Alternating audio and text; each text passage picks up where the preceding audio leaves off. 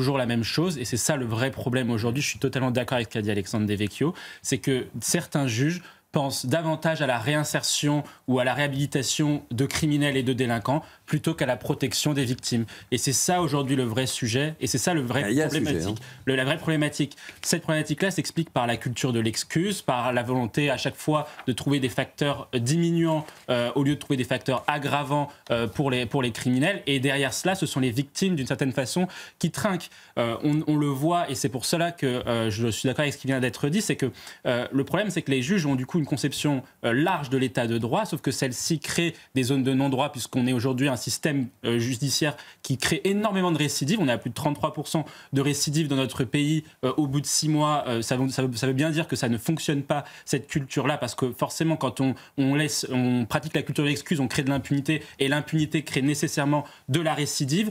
Et aujourd'hui, le vrai problème qui est posé sur la question de justice, c'est que, comme vous l'avez dit, la société pousse pour davantage de fermeté, davantage de répression sur tous les sujets, terrorisme, narcotrafic, délinquance du quotidien, incivilité, et les juges ne l'appliquent pas. Or, le vrai problème aujourd'hui, c'est que de fait, une défiance des Français s'exerce à l'encontre des magistrats et de la justice. C'est pour cela que dans tous les baromètres, dans toutes les enquêtes d'opinion, les juges et la justice n'est crédité qu'entre 33 et 40% de cote de confiance par les Français, alors que toutes les autres administrations, et pourtant on a des responsables politiques qui nous expliquent à longueur de temps que les Français détestent la police, mais la police, l'armée, l'hôpital, l'éducation restent des administrations plébiscitées à plus de 80-70% de cote de confiance, ce qui n'est pas le cas de la justice. Donc à un moment donné, la justice doit faire son examen de conscience.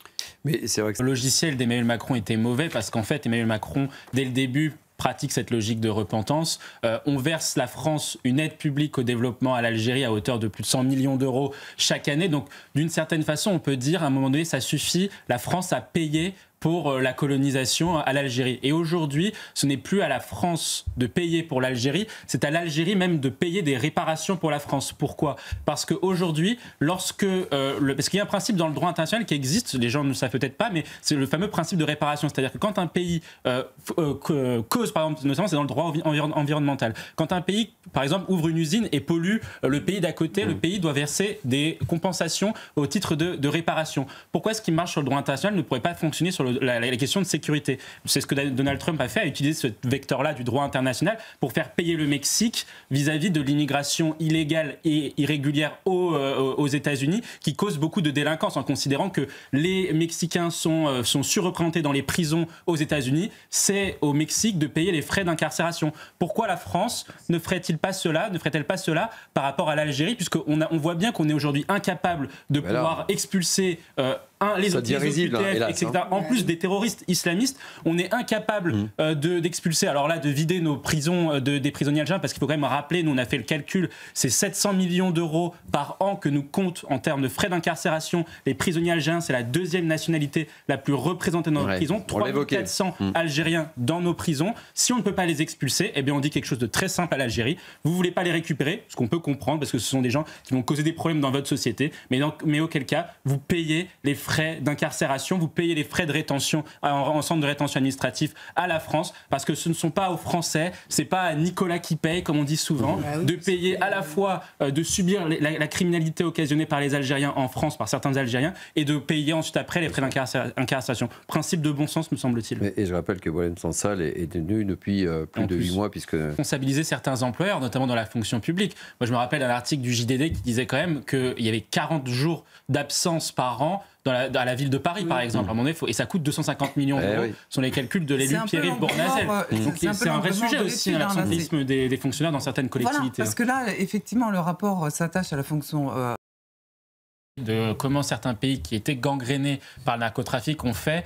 Il y a deux chemins possibles. Il y a celui du Salvador, où là, effectivement, vous réduisez, vous atténuez finalement considérablement l'état de droit, ou les Philippines par exemple, et vous faites une logique de guerre civile, de réponse militaire à la question du narcotrafic. Nous, il y a un autre modèle qu'on propose, c'est celui de Ronald Reagan et de Margaret Thatcher.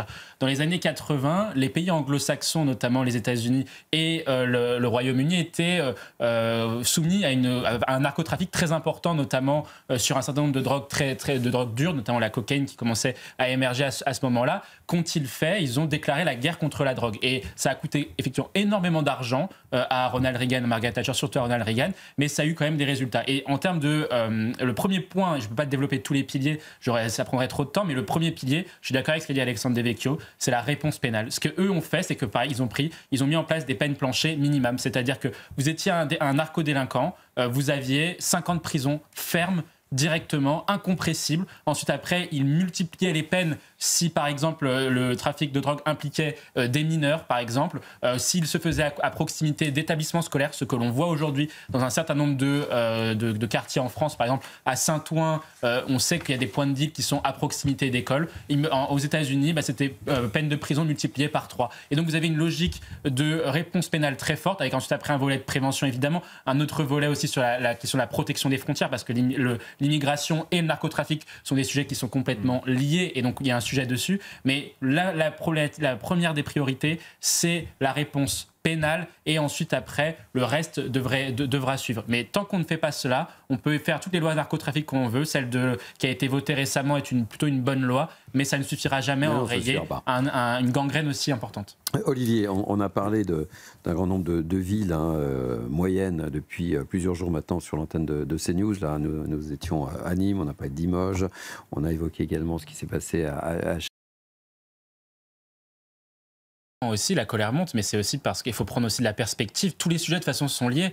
Quand on regarde aujourd'hui ce qui a été fait en termes de répartition budgétaire entre l'État nounou et l'État régalien au sens le plus profond du terme, on a bien vu qu'aujourd'hui, depuis 1981, quand on fait toutes les comparaisons, on a désarmé l'État régalien, donc la police, les armées et la justice, au profit de l'État nounou, avec deux chiffres qui sont quand même assez marquants.